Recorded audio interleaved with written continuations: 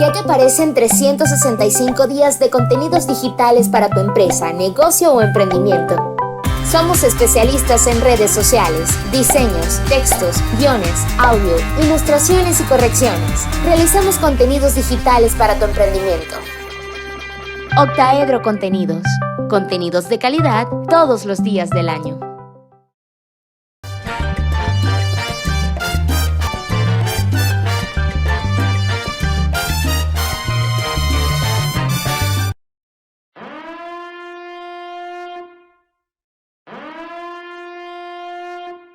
Seguimos en Fuera de Orden, Crónica de la Desgracia Nacional Internacional, Plomería Informativa. Gracias por estar de vuelta. Gracias a los que permiten que este programa siga al aire con sus suscripciones pagas en el sistema Patreon. Patreon.com/DelaraF. Patreon.com/DelaraF. Este apoyo que nos permite seguir. A cambio, obtienes las ventajas de los suscriptores, que es poder ver este programa sin comerciales, por ejemplo, antes de su estreno. Y además de eso, completo, los 2 segmentos completos y sin comerciales. Además, los suscriptores al plan mayor pueden ver el confesionario, que es la conversación previa que tenemos antes de la grabación con nuestros invitados, como por ejemplo, ahí preparamos lo que vamos a hablar, como por ejemplo con nuestro invitado de todos los lunes, que es el amigo Alberto Franceschi, los lunes ácidos. Bienvenido, Alberto. Gracias, Daniel, aquí estamos. Pero decía yo en el confesionario, vayan al confesionario para que vean cómo se fraguó el asunto y cómo llegamos a este tema, pero este tema con el cual no voy a empezar, porque lo que quiero preguntarle ahorita a Alberto Franceschi es que hoy es 24 de enero y hoy se cumple un año más del natalicio de Rafael Caldera. ¿Tú alguna vez fuiste calderista? Chicos, en mi casa eran copellanos calderistas, mija. ¡Caramba! ¡Qué revelación! No, Juan José Caldera se va a poner muy contento. Escúchame. En Miranda, que es el pueblito más occidental de Carabobo, pegando con Yaracuy casi. Miranda, chicos, habían los ricos de Miranda, que eran los Franceschi, eran copellanos, y digamos los sindicalistas de las ligas campesinas que hacían el sindicato de los mochos, el mocho Heriberto, el mocho Pernalete, eran los adecos. Entonces, el que empezó a romper esa dicotomía social fui yo, que tenía 13 años, hice un acto donde repartí las tierras de los Franceschi y se quejaron amargamente las tías con mi padre, ¿no? Eso ya fue 13 años más tarde de mi nacimiento, fue el año 60, ¿no? ¿Repartiste las tierras? Repartí las tierras verbalmente, por supuesto. Le dijiste, estas tierras son de ustedes, compañeros, camaradas, agárrense. No tardaría en que estas tierras que circundan este pueblo sean de quienes la trabajan, los campesinos. Era un mitin del 1 de mayo con el sindicato de los mochos. Bueno, decía entonces que eso decía que los Franceschi en el año 47, 48. Y ahí fue que te agarraron, pero ya vamos, Beto, no te escapes. Ahí fue donde te agarraron, te montaron en un barco, te mandaron para Francia, ¿no? Porque dejaras de joder. No, era niño todavía, tenía 13, 14 años. Mira, pero lo que te iba a decir era que eso entonces se corresponde a que había cierta, no sé, pasivo en mí sobre la pertenencia pues a la élite privilegiada del pueblo. Eran grandes ricos, digamos, era una gran hacienda que fue dividida en 20 pedazos, qué sé yo. Pero entonces la familia era las propietarias de todas esas tierras. Mi padre era de un pedazo nada más, solo que mi padre, como tenía 7, 8 hermanas y hermanos, le tocó, porque él tenía vocación para la cuestión agrícola, era el responsable pues, de varios de esos pedazos y era el líder pues, del asunto, ¿no? Entonces, pero lo que me interesaba relatarte para poder comprender la anécdota es que en el año 47 se fue Caldera al pueblo, ¿bien? Y los adecos lo recibieron a pedradas y habían pues los Franceschi, los Pintos eran adecos. Lo que desmiente que hubiese una aristocracia copellana. No, había aristocracia adeca y había aristocracia copellana. Los Pintos, que eran la familia rival de propietarios, eran adecos. Entonces, mi papá tenía una moto India, de aquellas motos gigantescas y tal, y era la mosca, pues, de la caravana de Caldera. Era la escolta. Y de los solares le tiraron adoquines, ¿entiendes? Para ver cómo lo agredían a Caldera. Y tuvieron que más o menos apurar pues la caravana, ¿no? Te estoy hablando de 1947. Y los adecuó alzados contra la presencia de Caldera en el pueblo, ¿no? Y bueno, fue a la casa de la familia, fue Caldera, y desde entonces yo supe que era calderista, o que éramos copellanos calderistas, pues, ¿no? Eso finalmente lo entendí, fue ya adulto, ¿no? Es una historia muy buena. No sé si para ti es buena. Bueno, será sí, buena. Sí, es una historia muy buena. Una cosa estrictamente anecdótica. Yo después, entonces, yo empecé a estudiar el asunto, a leer los primeros folletitos y tal del social cristianismo y la doctrina social de la iglesia y la encíclica Rerum Novarum, etcétera, etcétera, y entonces llegué a la conclusión de que eso había que profundizarlo. Entonces terminé en Maritaniano, Jacques Maritain, el personalismo comunitario y tal, y Emmanuel Mounier y toda esta cosa en una tendencia copellana que era afín a Luis Herrera, pero iba más allá de Luis Herrera, porque el Luis Herrera era un pragmático y llanerazo como era él, y había sin embargo otro segmento mucho más a la izquierda que los llamaban los astronautas, de aquel Marta Sosa, no sé si lo viste nombrar alguna vez, y Rafael Iribarren, que terminó en la izquierda cristiana y con vocación proguerrillera. Eran 1 o 2 años, en esos 63, 64, te hablo de Camilo Torres, ¿entiendes? Que era, era la figura, digamos, heroica de aquella izquierda cristiana. Qué locura, ¿no? Consistía, imagínate, mezclar todo, guerrilla, cura, etcétera. Increíble. Bueno, y entonces yo no era proguerrillero, pero sí, bueno, teníamos admiración por el cura. Ahí terminé yo en Chile. Bueno, ya va, pero esta cosa, ¿para dónde va? Terminaste en Chile. No te desvíes. ¿Qué hacías en Chile, Alberto Franceschi? Confiesa.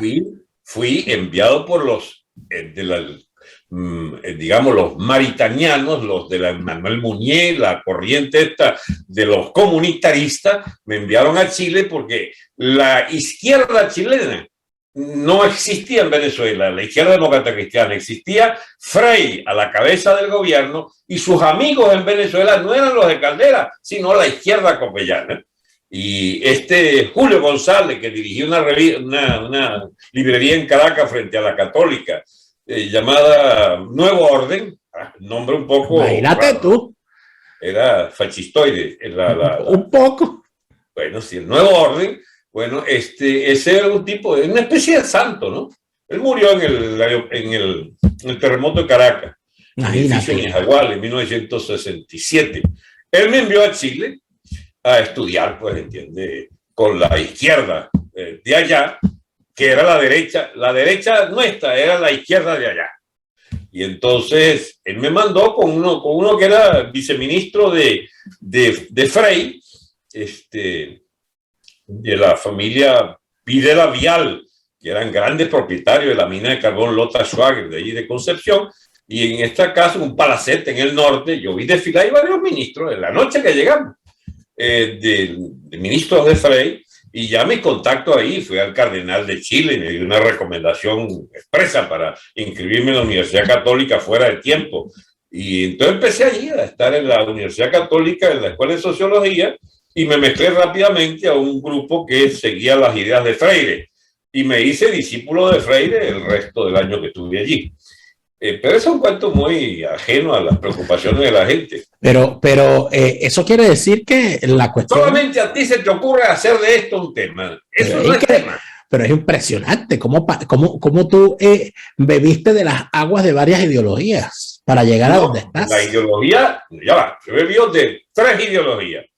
Ideología cristiana, de izquierda militante, que era en realidad, visto a años plazo, la intelectualidad francesa después de la guerra se hizo de todos esos intelectuales simpatizantes de la causa de Argelia, Franz Fanon, qué sé yo, un poco colindante con Sartre y toda esta se llama propuesta antibélica francesa. Así es.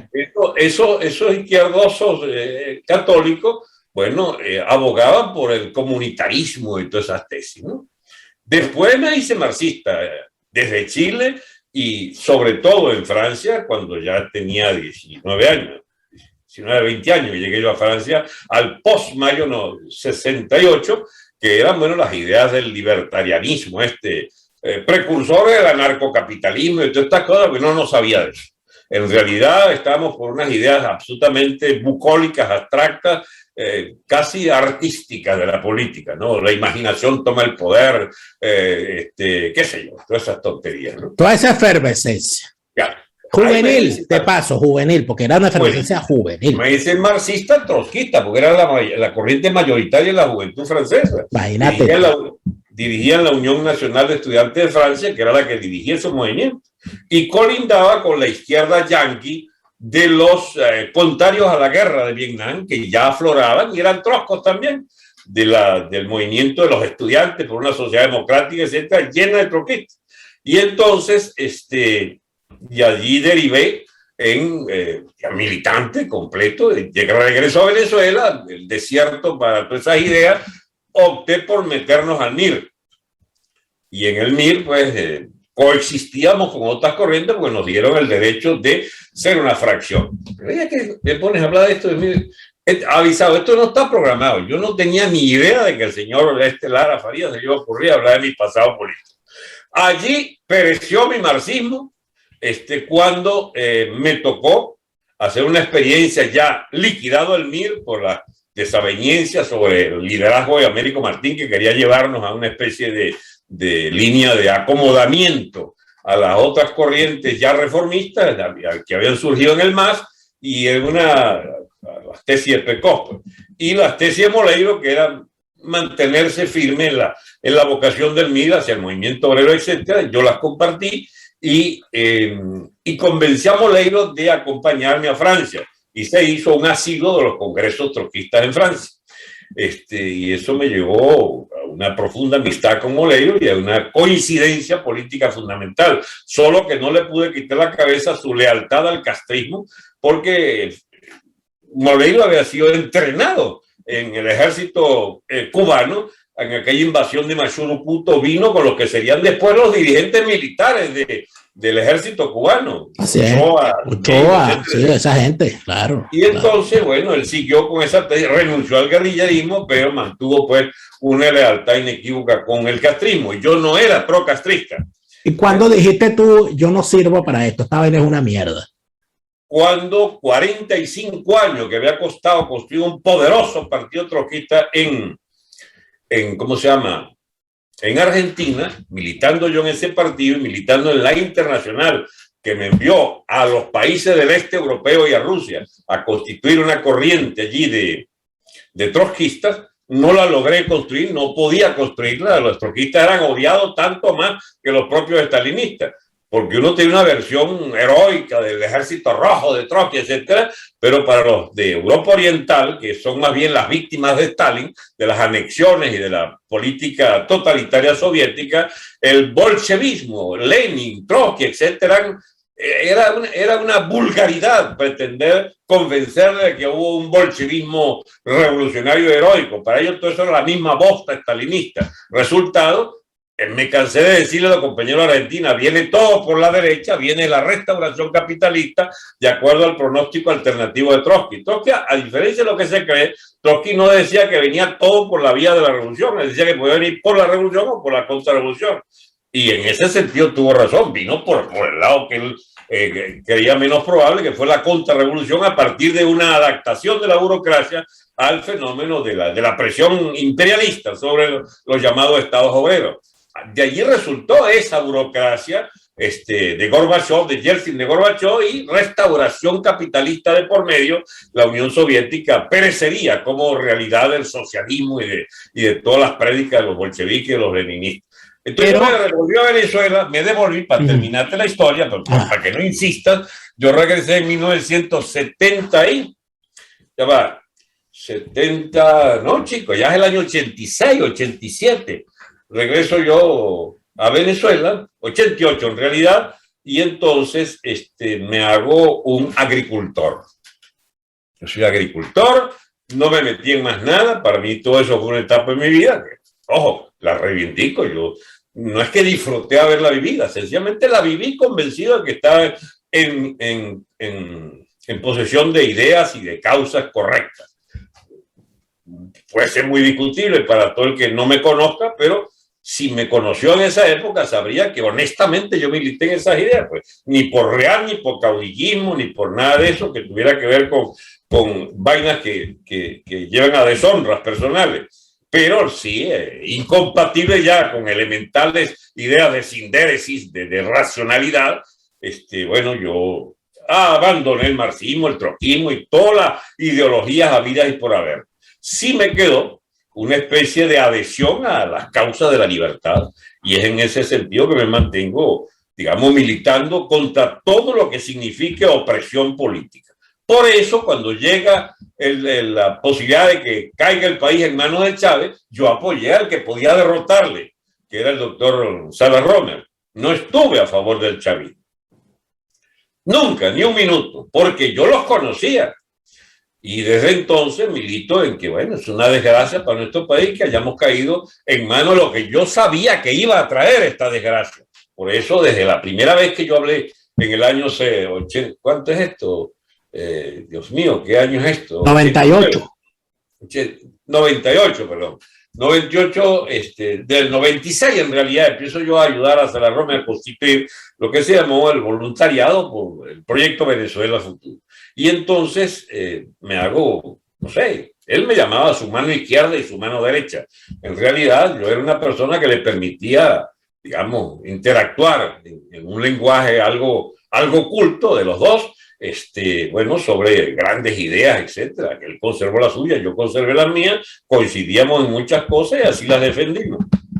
Bueno, ahora tú has dicho algo interesante que me da pie para aterrizar en lo siguiente. Eso de que a veces los cambios se dan por la izquierda y a veces se dan en eso que llaman la derecha, o lo que llaman los más teóricos la restauración burguesa, o lo que sea, ¿no? Uno podría aterrizar eso y decir que hay países que tienen una vocación imperial, una vocación de potencia, así como hay países que no la tienen. Hay países que tienen vocación de sumisión, y eso también existe. O sea, hay países y pueblos que se asumen en su actuación como países satélites, países sumisos. No voy a nombrar a ninguno, pero creo que hay suficientes ejemplos. Pero hay países, hay naciones, hay pueblos en el sentido estricto del término pueblo, que asumen una visión nacional gloriosa, de potencia, de imperio, y la tienen allí. A veces fracasan, ¿no? Y la vuelven a agarrar en determinado momento. Alguien la reivindica, alguien desentierra esa bandera y empiezan momentos históricos particulares. Hay entonces naciones que deciden que para ser imperios necesitan blandir una idea, y cuando esa idea deja de serles útil, la abandona y agarran otra, porque lo importante es ser imperio. Podría empezarse con el Imperio Romano, cuando en determinado momento decidieron que ellos no iban a ser, que ellos iban a ser cristianos. ¿Por qué? Porque el pueblo es cristiano y nosotros nos vamos a agarrar de ahí y de allí vamos a seguir. Pasó con Persia, cuando abandonan el zoroastrismo y abrazan el Islam. Daniel. Pero cuando la Unión Soviética desaparece, desaparecerá la Unión Soviética, pero no el ánimo imperial del ruso, que es previo a la Unión Soviética. La Unión Soviética es 70 años de la historia de una nación que se pierde. Entonces, cuando uno ve que las revistas más importantes de este continente, este fin de semana abrieron con el rostro de Putin, The Economist, Der Spiegel, Financial Times, todo el mundo. Este hombre está en todas las portadas. Y los que sabemos lo que es el poder de la imagen y los que sabemos lo que es el poder de la comunicación, nos damos cuenta. No es una imagen humillante. Aquí no se está mostrando donde dice hacia dónde va. ¿O qué quiere? ¿Hacia dónde se dirige Putin? Esta no es una imagen humillante. Ahí ponen a un Putin, bueno, casi que con una de sus mejores fotos, como un tipo retador.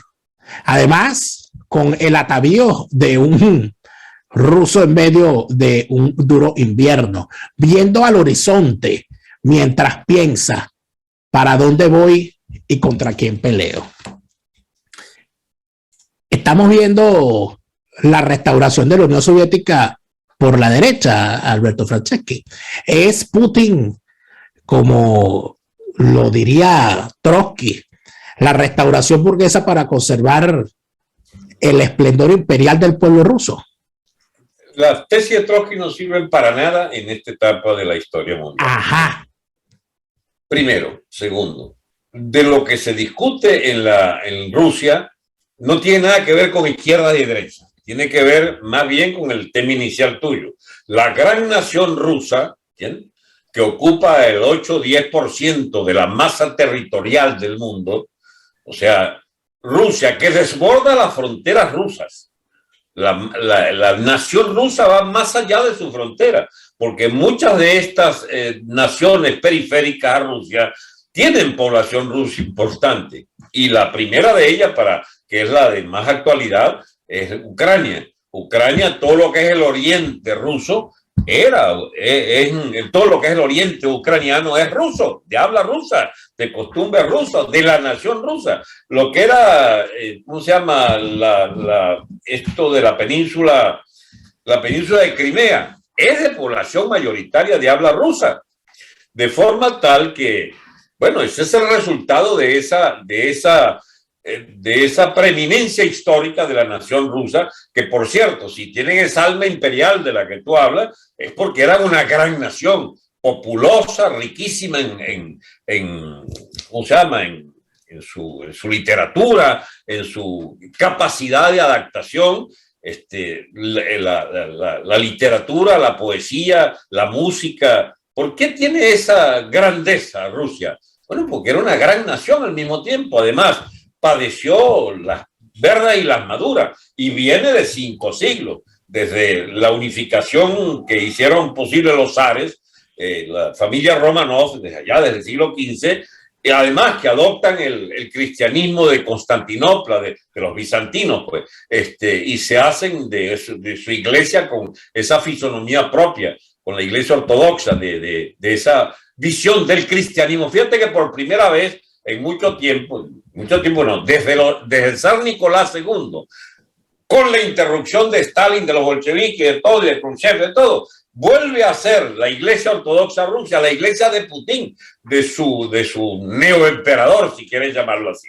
Pues bien, ¿de dónde viene entonces esa capacidad de Rusia de homogeneizarse en torno a su liderazgo?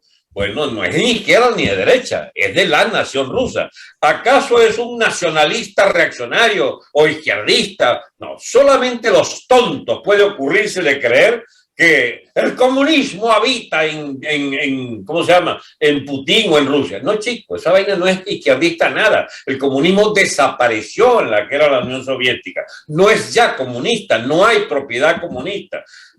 Puedes acusarlo de 1000 otras cosas, pero no puedes decir que es comunista, porque en realidad lo que hay es una aristocracia que fue comunista y se cogió la propiedad de Estado, la constituyeron en una mafia dominante, y esa mafia dominante nacionalista rusa es partidaria de Putin. Podríamos decir que a los imperios no les interesa la ideología, que lo que les interesa es ser un imperio. A ver, ¿quién puede acusar hoy a... no me sé todavía el nombre, no me suena el nombre del nuevo canciller alemán, pero no puede decirse Scholz, que la Merkel era nazi. ¿Bien? Por supuesto que la Merkel era nazi. No, había sido incluso del Partido Comunista Alemania Oriental, pero la Merkel representa una nación, la alemana, que fue, digamos, pro-nazi, fue pro-socialdemócrata, fue izquierdista también, en un breve periodo en la época de los espartaquistas y de todas las causas de la socialdemocracia y los comunistas que eran mayoritarios, y dejó de serlo. Hoy por hoy es pro-occidental a muerte. Pero hay reminiscencias de de las vivencias de la pero es que no, pero trataré de explicarme mejor. Yo creo que las naciones, cuando sienten que en efecto tienen un destino superior al que poseen, que quieren ser imperio. Nosotros somos un pueblo grande, un pueblo poderoso, y las viejas glorias y todo aquello. En realidad eso no se amarra a una ideología, eso se amarra a una idea de nación. Y las ideologías... La tuvo, la tiene, persistentemente, quiso serlo y pretende serlo, solo que ha llevado palo cada vez que se le ha ocurrido. Bueno, pero un imperio de gran calado. Por supuesto, pero la tiene, o sea, esa idea está allí, y tanto está allí que trata de dominar eso, porque normalmente cuando surgen estas cuestiones nacionalistas vienen cargadas de mucha virulencia, pero cuando tú revisas, es que acaso la virulencia de Putin no se parece a la virulencia de Erdogan, no se parece a la virulencia de los ayatolás iraníes, no se parece a la virulencia del nacionalismo, del tradicional, ultra tradicional nacionalismo de la India. O sea, pero discúlpame. O sea, no lo disculpes, es parte de ese mismo fenómeno. Chávez era izquierdista, terminó siendo izquierdista, pero era fascista. ¿Qué vaina contigo, Daniel? Oye, me cortaste la nota, pero bueno, no sé ni qué decir. Perón, pues vamos a mejorarte el nivel. Perón. Porque te lo digo por qué. Porque Chávez no está en esa liga. Porque Venezuela es mentira. ¿Cuándo fue Venezuela un imperio? ¿Cuándo fue Venezuela una potencia? ¿Cuándo han tenido el venezolano una idea de un destino manifiesto superior? Éramos de España, éramos del Imperio Español. Es otra cosa. Es otra cosa. Nosotros nos tuvimos, de Venezuela, del nos inventamos a un semidios llamado Bolívar para tratar de cubrir de gloria un proceso que en realidad no es lo que esa Venezuela. Yo hablaba de los nacionalismos. Tú le diste la connotación nacionalismo igual imperio. Pero esa es una especificidad de los nacionalismos. Bueno, pero yo me refiero más que a un líder en particular, me refiero a la expresión que termina reivindicando determinado líder en función de lo que hay en esa sociedad. O sea, un Erdogan no podría surgir en Erdogan turco. Aclárale a la gente que está... Erdogan, que es el líder turco, ese señor, te caíste ahí, Alberto. Se te apagó la cámara, pero en todo caso, resuelve ahí para que... No, yo no sé qué pasó, pero aquí estoy de nuevo. Ahora está de nuevo, exactamente. Erdogan es la expresión de un rancio, pero bueno, ultra rancio nacionalismo turco, con un añadido particular, que hasta el momento en que surge este ciudadano Erdogan, el nacionalismo turco era secular.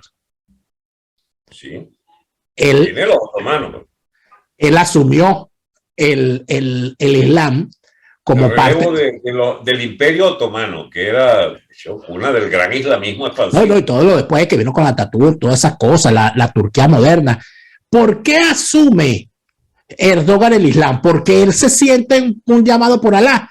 ¿O porque es lo que le conviene en el momento en el que al momento en que los tipos consideran que el Islam no les sirve, abandonarán el Islam o dejarán de aparecer? O sea, a lo que me refiero es a eso. ¿Por qué esta peleita ahorita con el tema de Putin está en la palestra? Si lo que hay en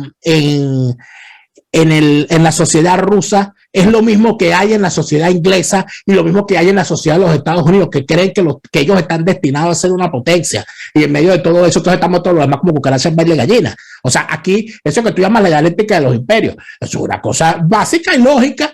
O sea, ¿esto es un episodio más o esta es la novela de verdad? Usted párate ahí, porque has dado con las claves que manejamos en común sobre que efectivamente lo que estamos presenciando en todos los escenarios particulares es el reflejo particular de la lucha de imperios. Es una dialéctica de imperios que impone determinadas dinámicas. Venezuela es lo que es porque en la dialéctica de imperio, Estados Unidos toleró que le agarren el rabo transitoriamente en esta parte de su zona de influencia. Y en este momento, en Ucrania, se produce una especie de reversión histórica de una etapa que, digamos, los imperios occidentales pudieron arrinconar a los rusos, y los rusos vienen ahora a por la restauración de su influencia real. Y te vas a encontrar con que en Ucrania las fuerzas mayoritarias en la parte oriental son prorrusas, son rusas, y van a por el control de nuevo del territorio ucraniano. Por eso no apuesten si creen que Occidente puede ganar, la llamada Occidente puede ganar la pelea en Ucrania, porque tiene 10 veces más probabilidades, 1-10 a favor de los rusos, para volver a reocupar la entidad ucraniana y ponerla en la órbita de lo que fue la Unión Soviética y de lo que ahora es la fuerza del imperio ruso. Esta es una ley de los imperios en lucha, y la desgracia de Alemania es que trató en 2 ocasiones de imponer una especie de superimperialismo europeo. En las 2 guerras mundiales fue derrotada en las 2 guerras, porque una coalición muy fuerte la obligó a arrinconarla, y después lo intentó sin ejército, sino con la fuerza de su industria, de su eficiencia industrial, etcétera, de su capacidad inventiva, e hizo de Alemania otra vez la potencia peligrosa de toda Europa Oriental, que disciplina a todos, pero por métodos pacíficos de la competencia capitalista. Alemania vuelve a ser un problema, solo que esta vez no se puede expresar militarmente. Usa a los Estados Unidos como mampara nuclear, como protectora nuclear, usa a la alianza con Francia como un dueto para el que le conviene hacer toda clase de concesiones mutuas para el dominio de toda Europa, y tiene sus peones, las naciones menores de Europa, sirviendo de colchón a las ambiciones alemanas, en particular Italia, España, Dinamarca, Grecia. En definitiva, hoy por hoy, Europa no puede reconstruir desde Alemania una vocación imperial. No hay quien pueda sustituir a Alemania en esa vocación imperial, y tienen más bien que quedar sometidos a los ¿cómo se llama? Al tironeo, pues, de las influencias rusas o norteamericanas. Y entonces ahora, en el caso ucraniano, Alemania está jugando la misma carta que jugó en Yugoslavia, a tratar de obtener alguna base de apoyo, y lo tenía, porque en la cuestión ucraniana se debaten liderazgos que fueron pronazis y que son clientes de las políticas de los antiguos intereses alemanes, que tratan de, a partir del movimiento ese de Maidán, de la plaza aquella llena de pronazis, bueno, han venido a constituirse en una corriente política dominante en el occidente de Ucrania, y es una corriente antirrusa, y eso llevará a la guerra. Esos son escenarios absolutamente, digamos, irrefrenables, imposibles de darle la vuelta. Pero fíjate tú lo siguiente. Hay una tendencia dentro de los grupos de estudio de las relaciones internacionales, de los conflictos internacionales, que ha establecido que la guerra que anuncian los medios de comunicación que podría ocurrir ya empezó, que la guerra real ya arrancó hace rato, y que lo que estamos viendo, que es un panorama que se pinta, es un panorama para la galería, porque es difícil para la sociedad mundial entender lo que es una guerra no convencional. Principalmente porque los países no quieren explicarla, porque todos la aplican.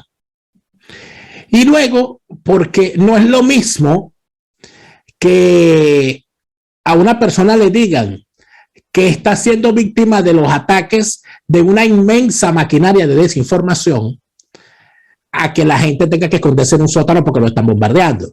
Ahí no tienes nada que entender, ahí lo estás viendo, te están bombardeando y punto. Cuando Rusia mueve 100,000 soldados a la frontera, hay que hacerse la gran pregunta: ¿tiene Rusia, esta Rusia, la capacidad de montarse en una operación militar sostenida en el tiempo en contra de todos los vecinos, o aún con que la dejen sola peleando contra los ucranianos, ¿tiene la economía rusa el poder de aguantar eso cuando la economía rusa actual no representa competencia siquiera para la economía de California, los Estados Unidos? Pero hay algo que está mal planteado ahí, Dani. No son los ucranianos. Ucranianos son muchos, y particularmente de dos grandes bloques. Un bloque ucraniano derechizante, pro-alemán o pro-Europa, pro-yanqui, y un gran bloque ucraniano pro-ruso. Pero es que el asunto está, bueno, pero es que te decía lo de la guerra no convencional, porque precisamente lo que el principal objetivo de Rusia en este momento es establecer que la guerra es inevitable por culpa de Ucrania, y plantean unos supuestos antihistóricos donde dicen, bueno, pero es que allá hay una población rusa. Por un momento, ¿por qué en el Donbass y por qué en Crimea hay población rusa? ¿Porque siempre han estado allí o porque exterminaron durante Stalin a los que allí estaban para rusificar la zona? O sea, las cosas como son. Entonces venía a contar ahorita que hay pobrecitos esos rusos, cuando no se responde todo esto a una estrategia de largo plazo de un imperio como es Rusia, que trasciende al tema ideológico. Es una cosa que de alguna manera lo que hace es alimentar el interés de Rusia por imponer un relato que no tiene asidero con la realidad, o por lo menos no es al 100%. Eso de decir que los ucranianos son los que están llamando a la guerra en una circunstancia como la actual. Lamento decirte que has comprado el relato, digamos, de la derecha ucraniana. No he comprado, bueno, pero si vamos a entonces tú compraste el relato de Putin, si vamos a entrar en ese debate. No, yo compré el relato de la realidad. ¿Cuál es la realidad? La realidad es la que tú ves, la que yo veo es mentira. No, la que existe, no que existe.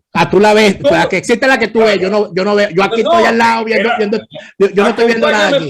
Acompáñame por favor a ver la realidad. Caramba, la realidad es que todo el oriente de Ucrania es prorruso, porque está dominado por fuerzas nacidas de la lucha intestina, ucraniana, que dan favoritismo a la presencia rusa. Una cosa espontánea. Hay unos ucranianos que quieren ser rusos. Es que hay una guerra civil hace 10 años, chicos, que es lo que no se ha dicho. La guerra civil la ganó en esa parte de Rusia, en esa parte de Ucrania la ganó Rusia. ¿O es que tú crees que el Donbass y por supuesto que la ganó Rusia? ¿Cómo se llama? Del Donetsk. La ganó Rusia, la ganó Putin. Donbass. No, porque armaron a las milicias, porque armaron a las milicias que estaban allí y le quitaron el control territorial a Ucrania, que no tuvo más remedio que parar la guerra con un acuerdo de paz en el cual se estimó necesario que Rusia no entrara con soldados propios, sino que permanecieran allí esas milicias controlando el Donbass. Tú puedes analizar objetivamente fenómenos como este. ¿Cuál es el principal líder que reivindicaba los ucranianos en la plaza esta, ¿cómo se llama? La plaza esta famosa, donde armaron el lío varios meses allí. El ¿cómo se llama?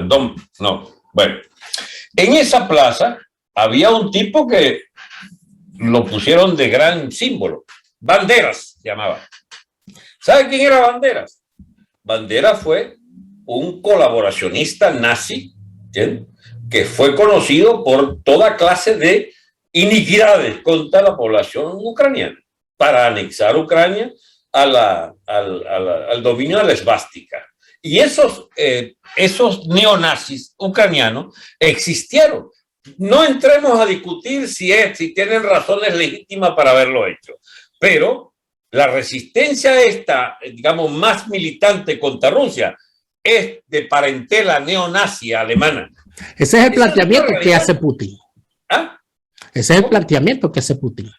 Pero ya va, pero es que lo oyes de los ucranianos, de periodistas occidentales que fueron allá a constatar cómo había bombardeo indiscriminado contra poblaciones de origen ruso y cómo esa gente aterrorizada por la guerra civil terminaba pidiendo que los rusos les pararan, los sacaran de esa situación de muerte segura del lado de Ucrania. Exactamente. Eso que estás narrando es la guerra no convencional. Bueno, y esa guerra la venta de un relato ficticio. Porque el decir, o sea, fíjate tú, lo débil de ese relato. El decir que estos tipos son unos neonazis y como son unos neonazis, entonces están empatados con Alemania, es decir, que en Alemania son nazis los actuales gobernantes. No, de que el relato que tienen esos tipos reaviva todo lo que fue la Guerra Fría inicial o la Guerra Caliente inicial. ¿Tú sabes qué es lo que más se discute en Ucrania? La guerra de la Segunda Guerra Mundial y las consecuencias de la Segunda Guerra Mundial. Pero tiene razones de hacerlo, tomando en cuenta que esa gente tuvo que, después de sobrevivir al Holodomor, sobrevivir a la Segunda Guerra y sobrevivir a Stalin. Obviamente tener una discusión histórica importante que hacer, tomando en cuenta de unas generaciones, tomando en cuenta que tienen todavía vivas las generaciones a las cuales se les prohibió hablar ucraniano y les impusieron el ruso. O sea, esa gente tiene mucho que contar y resentimiento deben tener, ¿no? Qué casualidad, se te olvidó que sufrieron a los nazis también. Ajá. Y entonces tú me dices que sufrieron a los nazis y resulta ser que ellos ahora son pro-nazis. Una parte, siempre es partes, no la totalidad. Pues la única reclamo que yo te he hecho es, no diga que es Ucrania. Ucrania son muchas partes distintas. Entonces hay que cercenar Ucrania para satisfacer a Putin. Se quisieron ellos cercenar al agarrar banderas de bando y bando. Tienen la culpa los ucranianos. Putin es inocente. Bueno, no, que se han agarrado bandos, unos por... O sea, tú no consideras a Putin un tirano. Tú no consideras a Putin un tirano. Mira, es el tirano que eligieron los rusos o que han mantenido los rusos. Tú asumes que Putin no es un tirano. Yo no puedo presumir nada. Yo no soy ruso. Yo no soy putinista. Yo soy un observador de afuera. Pero tampoco eres ucraniano. ¿Cómo? Tampoco eres ucraniano. No, pero observo lo que observa cualquier periodista, cualquier persona que constata que Ucrania está dividida en la población. Hay prorrusos y hay proalemanes. Por supuesto que bueno, se están haciendo. Bueno, fíjate tú lo que acaba de ocurrir. Esto fue la semana pasada. La semana pasada hubo un ataque masivo en contra de todo el sistema bancario ucraniano, donde no funcionaron las plataformas bancarias, no funcionó nada que estuviese conectado al internet. Les sabotearon todas las páginas web que había en ese país, dejando inclusive mensajes en contra del gobierno, tal y tal y tal, todo aquello, diciéndole a la gente que habían tomado todos los datos bancarios y personales, todo aquello, y ahí se armó todo un gran escándalo. Esa es la guerra híbrida. Rusia está esparciendo una cantidad de verdades hechas a la medida de sus intereses, donde lo que se está planteando es prácticamente, Ucrania tiene que desaparecer, pártanla en 5 y repártansela entre la potencia. O sea, uno ve la avanzada de lo que está saliendo en prensa, lo que está saliendo aquí, lo que está saliendo aquí, lo que está saliendo en todos los medios, no dice, aquí nosotros estamos bajo fuego cruzado. No les creo a ninguno. Todos están mintiendo. Ya va, pero entre lo que has enseñado, me enseña la misma revista que antes me enseñaste, que con señal de respeto le ponían una foto bastante lucida. Exacto, exacto. Bueno, estos son un medio, uno de los más importantes de Alemania. ¿Socialdemócrata por casualidad? Bueno, mira, si son socialdemócratas, creo que lo disimulan muy bien, pero en todo caso, lo que han planteado y lo que se plantea aquí es que la posición del actual gobierno alemán le está prácticamente dando todas las ventajas posibles a Putin. ¿Por qué? Por 2 razones. Fundamentalmente, porque se están escudando. No, bueno, el gas el tema energético es una realidad, pero además de eso, se están escudando en los viejos principios que rigen no solamente a los partidos que conforman la coalición gobernante, sino los principios que rigen al Estado alemán de posguerra. Lo que yo siento, lo que presiento de todo lo que estoy leyendo, de todo lo que estoy viendo en los medios acá, es que lo que se está planteando de fondo como objetivo estratégico, que creo que es para allá que se está dirigiendo Alemania, es a buscar de cualquier forma posible que en el mediano plazo ese estado, ese orden establecido de posguerra se tiene que acabar, porque no le puedes pedir a Alemania, es lo que dicen ellos, tú le vas a pedir a Alemania que intervenga en una situación, pero nosotros no tenemos independencia bélica, nosotros no somos miembros del Consejo de Seguridad, nosotros seguimos siendo unos terceros en el tablero internacional. ¿A qué están empujando ellos? Lo mismo que está empujando Japón. Dice, ya el orden establecido de posguerra no sirve, no funciona, hay que cambiarlo. La ONU no funciona el Consejo de Seguridad, tenemos que barajar el juego. Y en medio de eso, tu amigo Biden está jugando a que no, nosotros no queremos seguir siendo policía del mundo, estamos cansados. Observo que te inclinas, que los alemanes se inclinan hacia Putin. ¿Saco esa conclusión? Los alemanes no, el actual gobierno alemán. El actual gobierno. No es que se inclinen hacia Putin, es que no están dispuestos a hacer nada dentro de sus grandes principios que al final lo que termina es dándole ventaja a Putin. Los ecologistas odian a Putin, pero no quieren el gas de Putin, pero tampoco quieren carbón y tampoco quieren plantas nucleares. No sé si quieren bien la leña. No, de leña será que nadie ellos. Los socialdemócratas todos quieren ser, al igual que los adecos todos quieren ser Rómulo, aquí todos los socialdemócratas quieren ser Willy Brandt. Entonces todos creen en la distinción. Y los liberales están encargados de la economía. Eso es lo que a ellos les interesa. Entonces, en medio de todo eso, evidentemente la OTAN está esperando que los tipos, mira, hay que venderle armas a Ucrania. Y Alemania dice, yo no puedo venderle armas porque hay un principio que nos establece a nosotros que no podemos venderle armas con ocasión ofensiva. Si hay un país que está en guerra, nosotros no podemos vender armas ahí, porque eso rompe nuestros principios de posguerra. Entonces, caramba, imagínate tú, qué gran principio. Solamente puedo venderle armas con objetivos. Entonces, aquí yo creo, Alberto, que te estás pasando por alto ese pequeño detalle. Yo creo que, Dani, no hay manera de ponernos de acuerdo en un tema que está abierto a la complejidad de los procesos en marcha. Y es muy difícil estar de acuerdo en eso. Porque habría que ver, hay que esperar que se asiente la polvareda esta para ver si podemos hacer un juicio objetivo. En tu último argumento, por ejemplo, Alemania no le va a vender armas. No deben venderle armas porque Alemania se supone la habían desarmado al final de la Segunda Guerra. Y los pasos que va dando son muy calculados. Hizo ya sus tramoyas en Yugoslavia, destruyendo Yugoslavia con las Naciones Unidas atrás, contra lo que era una zona eslava prorrusa. Y la acabaron, sencillamente, la acabaron. Bueno, ellos tienen su... A Yugoslavia le acabaron los nacionalismos internos y cerca de unos cuantos genocidios, ¿viste? Ahí no hubo alemanes matando serbios, ni alemanes matando kosovares. Pero había unos más nacionalistas que otros. Lo que pasa es que no podemos, el problema, Alberto, es que cuando nos ponemos a revisar estas cosas y terminamos echándole la culpa a uno. No tomar partido sería la gran consigna. No tomar partido. No, es que no se trata de no tomar partido. Se trata de ver cómo está. No, yo estoy tomando partido hacia tratar de saber qué es lo que están haciendo con nosotros, que al fin y al cabo somos espectadores. Y la guerra es contra nosotros, es una guerra de ¿quiénes somos nosotros, Dani? Los ciudadanos preocupados por lo que está ocurriendo en este momento.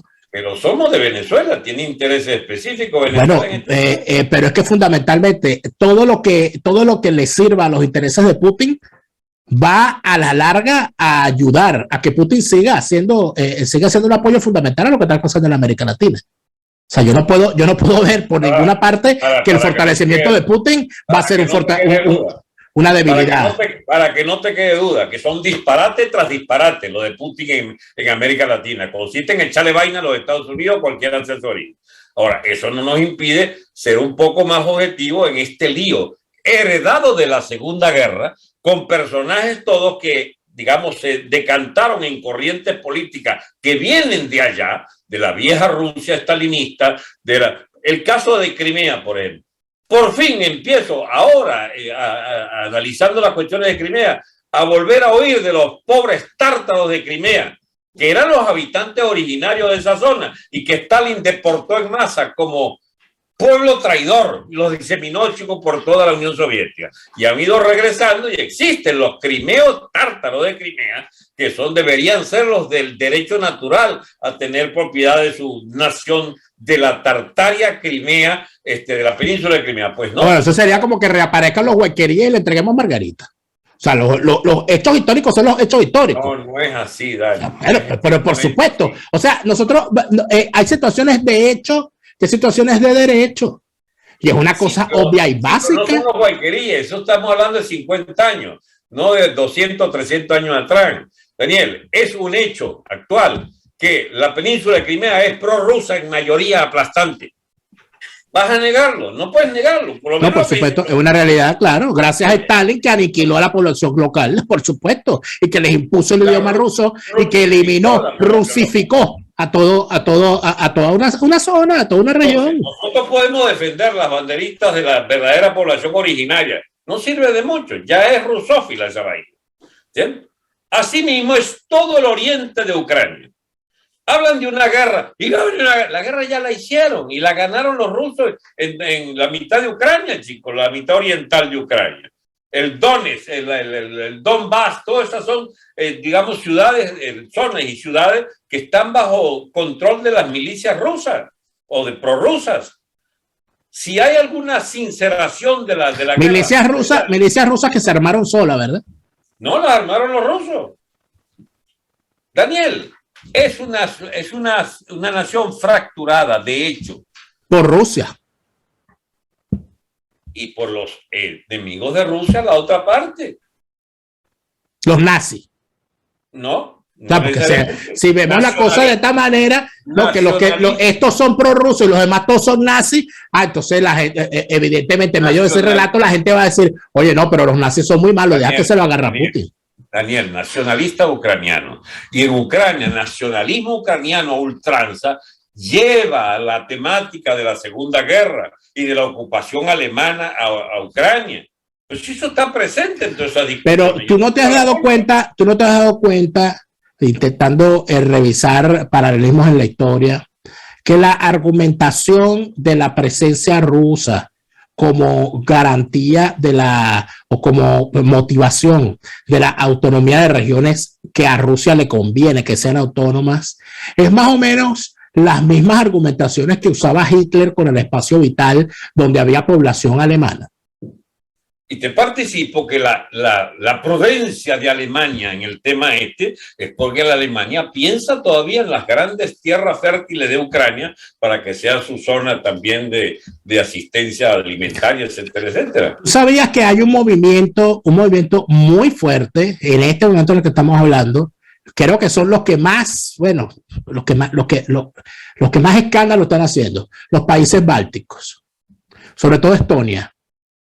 Donde exigen que detengan a Putin en Ucrania y han planteado algo como esto: Ucrania será la Checoslovaquia del 2022 y nosotros vamos a ser la Polonia, hasta el punto que ahorita, el fin de semana, se anunció que Estonia le va a vender armas al gobierno ucraniano, triangulando con no sé quién va a vender para poner las armas. ¿Qué hace ese paisito tan chiquito metiéndose en ese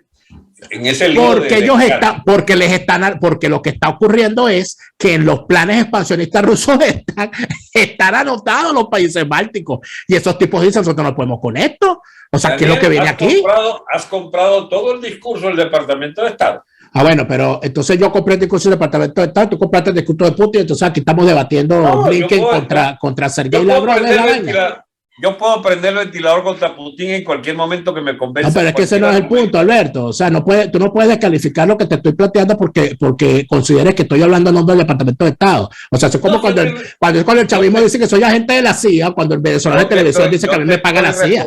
O sea, la cosa no tiene que ver con la otra. O sea, yo creo, me disculpa, pero yo tengo cerebro. O sea, no necesito sustituirlo por el cerebro de nadie. Yo tengo el mío y yo creo haberte oído que yo haya comprado todo el discurso ruso. No, porque es que no es que lo has comprado. Es que te estoy diciendo que lo que dice Rusia es exactamente que la culpa es de Ucrania. Yo nunca he dicho que Ucrania tiene la culpa. Y entonces, ¿por qué dices que te estoy diciendo que estás repitiendo lo mismo? He dicho que hay varias Ucranias, Daniel. Lo peor es que no nos oigamos. Ucrania no existe como nación única con una sola ideología. Existe la nación ucraniana fraccionada. Si admites eso, tienes que admitir que hay facciones. Facciones prorrusas, facciones proalemanas, facciones pro-yanquis. Ucrania no existe. Ucrania no existe. Sí existe, pero está fraccionada. Es como Venezuela. Venezuela es chavista. Sí. No es chavista. Hay una parte importante que no somos chavistas. Bueno, pero te informo que son los que están gobernando. Sí, malamente. Y por la estupidez de la oposición. Esa es parte de la situación que hay que analizar. Pues si no, creamos una nueva categoría. Los gobiernos son legítimos todos y representan la nación. ¿no? Puede ser el caso nuestro de gobiernos que son espurios y completamente ilegítimos y sin embargo hablarán estos desalmados a nombre de nuestra nación, oprimida y vendida y manoseada como le ha dado la gana. Bueno, Ucrania tiene un gobierno que no representa a todos los ucranianos, sino una parte, y la guerra que dice que va a ocupar Putin ya existió y se cayeron a tiro y hubo bombardeos de Kiev, de la capital ucraniana, bombardeos contra zonas rusas y contra zonas de esa guerrilla rusa, y la población apoya a las guerrillas prorrusas y se consideran agredidos y bombardeados por Kiev. Y son de lengua rusa y son rusos parlantes, herencia de todas las iniquidades rusas del pasado. Está bien, pero esa Ucrania fracturada existe. Lo ideal sería que Ucrania se emancipara de las tutelas y de las maniobras de Occidente y de Rusia e hiciera de Ucrania una verdadera tierra de ellos y sin ninguna, digamos, vinculación externa con los imperios. Pero es de allí que surge el problema, que todo está regulado de acuerdo a las presiones de los imperios realmente existentes, así como existe una España que puede estar ajena a ese lío porque está en esta punta del continente, pero estuvo mezclada ese lío en la guerra civil y trata de renovarse otra vez las temáticas de la guerra civil, porque las tentaciones para ser descuartizadas nunca faltan. Existió una Alemania nazi, una Alemania antinazi, existió una Francia de Vichy, una Francia gaullista, en cada país existieron estos mismos fenómenos. Ganó Occidente, ganaron las tropas, norteamericanas, se reconstruyeron estos estados, felices, estos estados independientes, bajo la sombrilla nuclear, norteamericana. Aparece la Unión Soviética con una potencia capaz de, de volver a ser atractiva para muchas de sus poblaciones que quedaron bajo otras banderas y bajo otras nacionalidades, que se sienten oprimidas. Y entonces empiezan a agitarse a favor de su madre nacional, que sería la madre Rusia. Y empiezan estos líos en Ucrania, como va a haber un problema el día de mañana en Rumania mira, ya lo hubo también. Pues que estos problemas no existieron solo en Ucrania, existieron en Osetia del Norte, Osetia del Sur, ya va. Esto es allá con el sur. ¿Cómo se llama este estado que queda arriba de Florida? El estado con el que, está al norte de Florida, que queda en Estados Unidos. Se me escapa el nombre. ¿Tú no me ayudas en geografía? El Doral. Tú no me ayudas en geografía. El Doral, el arepaso. No me ayudas en geografía. Georgia. Georgia está fracturada internamente. El Donbass es ruso. También de forma espontánea. Putin no tiene nada que ver con eso. Es la herencia de la lucha de imperios anteriores, Dani. En Osetia del Sur está bajo control de Georgia. Osetia del Norte es rusa. El oriente de esta población que acabo de ver descuartizada en el mapa, tú puedes visualizar que esa Georgia son en realidad tres poblaciones distintas. Pero Alberto, el establecer, fíjate, hay un comentario que nos hace uno de nuestros suscriptores, que afortunadamente son más inteligentes que yo, cosa que me honra, y muchísimas veces están muchísimo mejor informados que yo. Mira para dónde lleva esto. Aquí nos dice Efraín. Entonces, según Franceschi, hay que justificar el cambio de fronteras por la fuerza, volviendo a la absoluta ley de la selva. Yo no he dicho que haya una ley de la selva y que justifique la frontera. Yo le tengo que informar al amigo que antes de yo nacer había la presencia física de naciones que dominaban, por ser más fuertes, a las más débiles. Esa es una ley de la vida, es una ley de la historia. Las naciones se dominan unas con otras, porque si no fuese así, la historia de la humanidad hubiese sido distinta. Lo realmente existente son imperios que se expanden, imperios que se defienden unos contra otros, imperios que hacen, primar sus intereses contra otros imperios. Venezuela es lo que es, porque a nosotros nos metieron en el baile de la Guerra Fría los cubanos, desde tempranito. Y hoy somos la consecuencia de esa maldita Guerra Fría que agarró a Venezuela.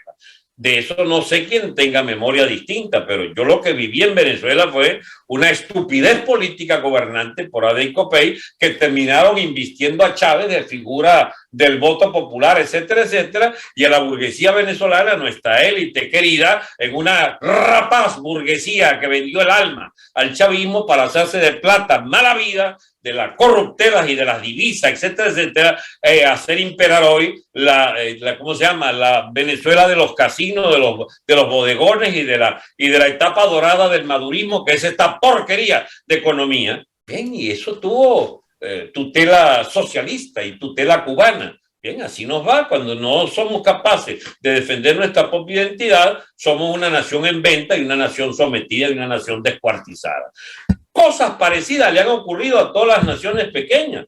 Por eso los imperios las hacen naciones fuertes y grandes, naciones con tradiciones, con cultura fuerte, etcétera. Los que no tengan eso, se envainan. Y el debate no ha terminado, apenas está comenzando. Ahí va a haber ese debate en la misma Colombia. Petro lleva a Colombia a una situación como la venezolana de Chávez, o va a defenderse Colombia y va a haber una guerra civil. Escúchenme lo que estoy diciendo. En Colombia puede venir una guerra civil. Otra. No como Venezuela, que se entregaron pies y manos atados al Chávez. Pero no hay ya una guerra civil en Colombia de hace 60 años. No, existen conatos de guerras parciales, de guerras guerrilleras, de guerras irregulares. Yo estoy hablando de dos campos en una sociedad partida de arriba abajo. Eso no hay en Colombia todavía. Lo puede haber, sí. Pero esto es toda América, es así. Todas estas naciones están sucumbiendo. Tuvieron 1 o 2 siglos de esplendor o de existencia real y empiezan a desfallecer por la inoperancia, por la estupidez de sus élites gobernantes. Ahora, este tema no es de Ucrania, mis amigos. Este tema no es de una discusión que tenga yo con Daniel. Esta es una discusión de la historia universal. Esta es una discusión de los imperios. Esta es una discusión de balance de la posguerra. Hay demasiados temas, por eso se confunden todos. No me clasifica a mí, yo no te voy a clasificar a ti, Daniel. No es un problema de ser prorruso o no. No, ya, yo voy a bajar ahorita, cuando termine de hablar contigo, voy a bajar al cartero a ver si me llegó el cheque del Departamento de Estado, porque yo estoy en tantas nóminas. He estado en tantas nóminas en mi vida y no me ha llegado el primer cheque, chico. Qué desgracia. Lo único que me llegó, la única gente que es fiel conmigo son los Bravos de Atlanta, que me mandaron la pelota. De resto, no hay más nada. Pero para intentar darle... Eso se llama penetración cultural, ¿eh? Ahí está, ¿eh? Pero tú, a ti, sácate el trotskismo, porque el trotskismo no ha salido de ti. Penetración cultural a donde hemos llegado aquí. Dios, lo único que puedo sacarme es que yo no soy aficionado al béisbol, más nada. Bueno, pero discúlpeme mi digresión, doctor, por dedicarme a tan bárbaro deporte. Ahora, por cierto, al Che Guevara no te me pongas ácido. Al Che Guevara tampoco le gusta. Este es el lunes ácido, pero si este es el lunes ácido hace 2 años, ¿qué quieres tú, pues? O sea, por Dios. La verdad que no hemos leído los mismos libros. Hemos leído, pero no los mismos libros. Y tenemos ópticas a veces diferentes. Yo debo confesar de verdad que yo no he leído tanto como ha leído usted, obviamente. O sea, quisiera. Ahora, fíjate tú lo siguiente, ¿no? Para intentar darle una conclusión a esto. En tu opinión, el tema se termina aquí todo esto va hacia darle a Putin lo que pide. Espérate ahí. A menos que quiera arriesgarse una guerra termonuclear a nivel mundial. Eso es de los 80, esa cosa. Eso no está planteado. Ya va, pero lo que se está discutiendo es si hay o no instalaciones de la OTAN en la orilla de la frontera rusa. Pero eso no. Yo no lo veo. Pues eso es lo que está en discusión, Dani. No, lo que está en discusión. Avanza la OTAN hacia Ucrania, como avanzó en toda Europa Oriental. Todo lo que iba desocupando, obligada a desocuparse de la Unión Soviética en Europa Oriental, todo fue ocupado por el Tratado del Atlántico Norte pro-yanqui. Y lo único que quedaba era Ucrania. Y entonces están discutiendo si llevan la OTAN. Y Putin, ¿qué es lo que quiere? No me metas la OTAN aquí. ¿No tiene algún derecho Putin alguna vez de decir, no me metas la OTAN en mi vecindario? Pero ¿dónde terminaría esto? Si Putin es capaz de imponerle a otro país los organismos multilaterales a los cuales puede no pertenecer. Bueno, muy bien, entonces viene la guerra. Porque si puede evitar la guerra. Un país, si todos los países son soberanos y pueden decidir a qué organismo pertenecen o no, ¿por qué Putin le va a prohibir a otro país a qué organismo va a pertenecer? No es como esos pescados babosos que se van para... Ya va, sí, no te me vayas de aquí. Quédate quieto un segundo. Hago la pregunta. ¿Qué viene después de eso? Si se le permite a Putin imponerle a otro país lo que puede o no puede hacer con sus derechos soberanos. Putin tiene derecho a imponer que no le impongan en su frontera un tratado agresivo como la OTAN en su frontera. Te reitero, Ucrania es un país independiente. Dani, vas a otro tema. Esas independencias son relativas todas. Es relativa. Entonces, pues sí. Bueno, y entonces, si hay que aceptar los derechos de esos rusos que se encuentran allí, que son mayoría, me imagino yo que entonces tú apoyarás la independencia de Cataluña en algún momento, ¿no? Y del País Vasco. No. Porque el concepto viene siendo el mismo. Nosotros somos de mayoría rusa, por lo tanto, nosotros somos rusos o somos una república. Somos de mayoría vasca, hablamos vasco, nosotros somos la República Vasca. Daniel, no hagas trampa. Ya te vayas. El tema catalán es distinto al tema que estamos tratando. Y es distinto. Claro. Es distinto, porque la mayoría española en Cataluña no quiere una Cataluña separada. Claro, y la mayoría ucraniana en Crimea sí. Sí quiere que separen a Crimea de Ucrania. No hay mayoría catalana de lengua catalana en Cataluña, chicos. Bueno, no la hay. Es mayoría española, Daniel.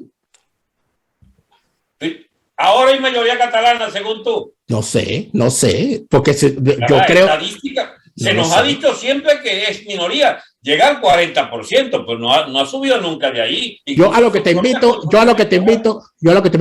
a no creer nada. Estamos siendo víctimas de una guerra no convencional. Sí, quedémonos sin creer en nada, pero los hechos existen. Viene una guerra en Ucrania. ¿Qué decimos nosotros? No opino. No, bueno, entonces va a independizar a Quebec. Dani, en su momento Quebec quiso separarse de Canadá y vieron que era un poquillo difícil el asunto, porque significaba hacer volar por los aires a todo Canadá, a toda América del Norte. Y entonces quedaron quietos. Entonces, ¿tú sabes lo que hizo De Gaulle? De Gaulle fue a Quebec y gritó ¡Viva Quebec libre! Claro. Es decir, que andaba instigando ese lío contra los yanquis precisamente, contra Canadá, contra la dependencia extrema de Canadá de Inglaterra. Estos líos son interminables. Yo te invito a que no tomes partido tan rápido. Yo no estoy tomando partido por nada. Yo estoy tratando de dotar de coherencia a lo que he dicho al principio, que estamos siendo víctimas de una guerra no convencional donde el principal objetivo es hacernos creer lo que le conviene a las partes en conflicto. Y lo que le conviene a la parte de conflicto, entonces, bueno, porque si es una cosa uniforme, pues si usted me dice que si hay mayoría de rusos, esa zona, aunque pertenezcan, esté dentro de la soberanía de un estado debidamente reconocido como tal, pero como ellos hablan ruso, tienen que declararse independientes, entonces bueno, por ahí viene Quebec, por ahí viene Cataluña, por ahí viene... Siempre saltas por otro lado. Peligroso, es peligroso, Alberto, es peligroso, sumamente peligroso. Saltar así de un lado a otro y usar un argumento que sirve por un sitio. Porque es que el que quiere un objetivo político, te lo pinta. ¿Por qué el gobierno catalán, por qué están imponiendo ese relato y están imponiendo la lengua? ¿Sabes lo que me pasó a mí? Yo voy a contar esto, no te había contado. ¿Sabes lo que me pasa a mí? Lo que me pasó a mí las dos últimas veces que he ido a Cataluña, que no me he quedado nada más en Barcelona. Tú vas a la Cataluña profunda, a pueblos fuera de Barcelona, y ahí, o sea, cuando uno habla español se quedan viendo. Dicen, este señor que, claro, se dan cuenta que uno no es de ahí y dicen, o sea, caramba, un forastero, porque allí la lengua es el catalán. Pero cuando pareciera que de forma institucional, cuando uno llega a ciertos sitios, que se me pasó en el aeropuerto, que es un sitio turístico, en un hotel en el que estuve cuando fui hace un tiempo, que cuando lo iban a atender a uno y veían que uno evidentemente no es de allí, vienen a hablarte en inglés. O sea, y cuando van a hablar, y cuando hablan en catalán, y uno contesta en castellano, te hablan en inglés. O sea, hay un intento en algunos sitios de no hablar en español. Yo me molesté en un momento porque me atiende en una línea aérea que es alemana, y yo llego hablando en castellano y me hablan en inglés. Y vuelvo a hablar en español y me vuelven a hablar me hablan en catalán, vuelvo a hablar en español, me hablan en inglés, entonces yo empecé a hablar en alemán, porque yo, bueno, si la vaina es así, y empecé a hablar en alemán, yo, no, inglés, no, español, porque usted habla español y yo también. Y esta es una línea aérea alemana, si usted no habla alemán, entonces hábleme en español. O sea, te estoy hablando de que es una cosa que están intentando meter, la batalla que se está dando en las escuelas de Cataluña por la imposición del catalán, que más que una imposición es una eliminación del español como idioma. ¿A dónde crees tú que va eso? Ay, déjalo durante 15 años para que tú veas qué van a decir. Aquí todos hablamos catalán, nosotros vamos a ser independientes. ¿Y por qué? Bueno, porque ya lo hicieron en Ucrania. ¿Cuál es el problema? Para responderle al amigo que me hizo la crítica, ¿eso va para dónde? Va a la guerra. Y el que gane esa guerra va a terminar imponiendo esto. Esto no es un concurso de juegos florales. Es un dominio permanente de una nación sobre otra.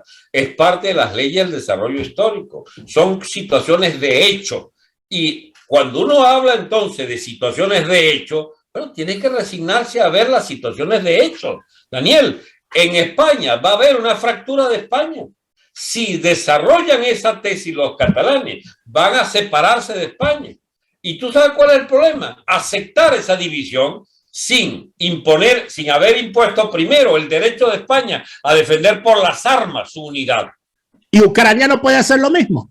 Sí, a condición de que sea mayoritaria allí. No, chico. ¿Y si pierde, Dani?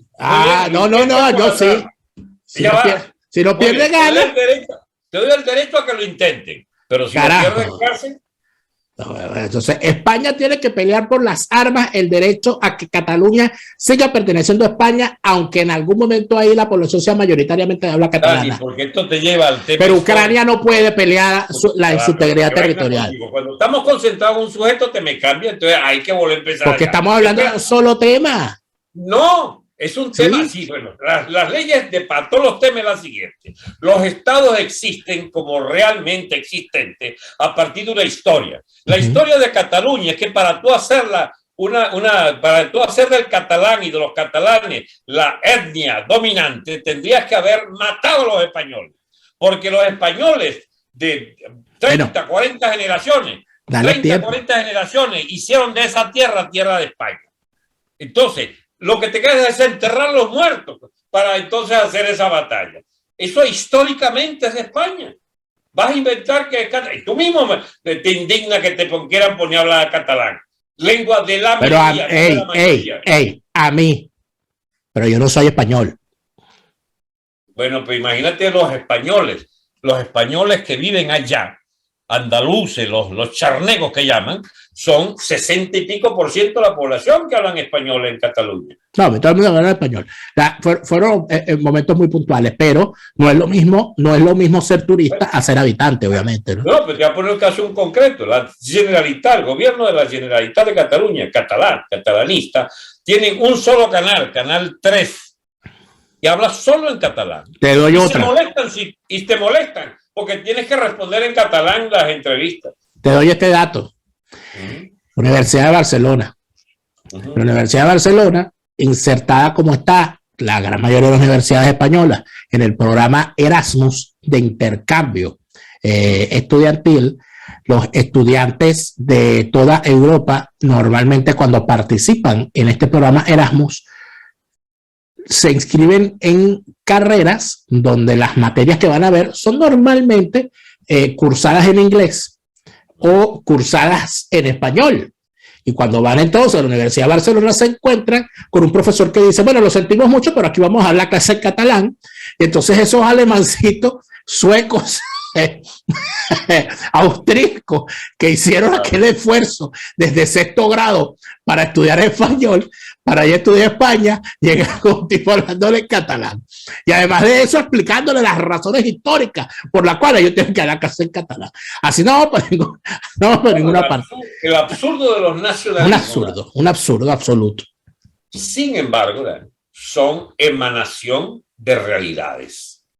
Uno puede decir de lo que da la gana, pero eso es una realidad. Existe una minoría catalana que mal dirigida lleva eso a la confrontación porque cree ganarla. Y lo que está buscando es que se genere una especie de resistencia obligada a todo lo que sea catalán. Porque quieren dominar. Porque todo el gobierno de autonomía y toda esa vaina la han usado como palanca de dominación. Y eso es irritante para el español. Y es un tema, este tema es interminable. Tenemos que cortar porque si no este programa va a durar 5 horas. Pero el tema es interminable. Pero en realidad ese es el tema. O sea, estamos en medio de la explosión del viejo concepto de los estados nacionales. Dani, y eso es algo que el que no esté, claro, todo aquel que esté estudiando relaciones internacionales, política internacional, etcétera, si no entiende eso, está fuera, porque eso es lo que tiene que entender, porque eso es lo que viene en los próximos 30 años, por lo menos. Daniel, permíteme 2 minutos. 2 minutos. Yo les recomiendo estudiar el tema nacional a partir de la gente de Oviedo, que nos instruye sobre, la gente de Oviedo, quiero decir, del materialismo filosófico de Gustavo Bueno. A saber, hay naciones étnicas, naciones políticas, naciones, que dominan un verdadero imperio, hay relaciones interimperiales, o sea, de contradicciones, de dialéctica de imperio, y si usted logra armar esto de naciones históricas, naciones étnicas, naciones políticas, y las pasa por el tamiz de las realidades, se va a encontrar con que, por ejemplo, Ucrania es una nación étnica en una parte y otra parte es étnicamente rusa. Por lo tanto, las fronteras de esa supuesta nación común, esa artificial nación de todos los ucranianos, no es tal, puesto que hay 2 naciones étnicas en su interior. Puede ser nación histórica, pero no es suficiente, porque al ser dividida étnicamente, no pudo ser una nación políticamente constituida como un Estado homogéneo. Ese es el problema de Ucrania. Y si viene una guerra, que es lo que ya se hizo en estos años pasados en amplias zonas de Ucrania, no les sorprenda si Rusia se vio obligada a avanzar con tropas rusas adentro de Ucrania, porque sencillamente las fuerzas de Occidente, particularmente de la Unidad Europea y de Estados Unidos, querrán, incorporar Ucrania a esas fronteras de la NATO, de la OTAN, pues. Pero hay una reticencia rusa a aceptar eso. Eso es lo que yo he tratado de retratar, no de ser prorruso o no. La verdad que yo no soy prorruso, Dani, pero no me metan en la cuerda pro-yanqui, porque sí soy más pro-yanqui, solo que a veces me da vergüenza esa vaina por la cantidad de torpeza que hacen los yanquis, en particular en nuestro país, que dejaron bajo Clinton y bajo Obama, convertir nuestro país en este estercolero en que lo convirtió el chavismo, por responsabilidad de Putin y de Castro, sí, pero por complicidad y cabronería de los yanquis en nuestra nación. ¿Viste que es más complicada la cosa? Sin duda. Señores del Departamento de Estado, no he recibido el cheque, por favor. Pues sí, la vaina va a ser así. Así no se puede. No hace mercado. No hace mercado, amigo. Te han mandado una pelotica nada más. La pelota. Que ni siquiera me la mandó el Departamento de Estado. Pero aquí la tengo. Por cierto, que los grados de Atlanta han firmado a 7 venezolanos para la nueva temporada. Te asombraría conocer los tentáculos del Departamento de Estado también con los hablados de Atlanta. Bueno, todo lo que faltaba. No, mira, métete con el santo, pero no con la limosna. Este es el colmo de los colmos ahora, chicos. No, este programa se acabó, chicos. No tengo nada que hablar. Señores, hasta mañana. No sé hasta cuándo, pero ya basta. Resistencia con contundencia, no más lavado de conciencias. Resistencia por la libertad, resistencia por